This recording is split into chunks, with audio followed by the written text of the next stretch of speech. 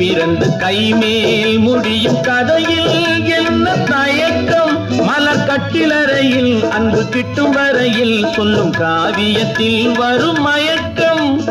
ஒரு பாதி அங்கும் மறுபாதி இங்கும் சரிபாதி இங்கும் வருமே.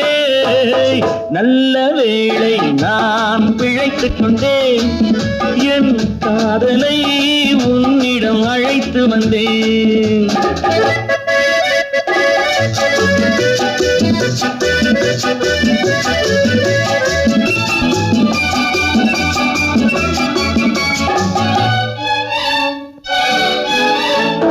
மடிமேல் குயிலும் கொடி போல் துவளும் பேரழகை படம் பிடித்தேன்.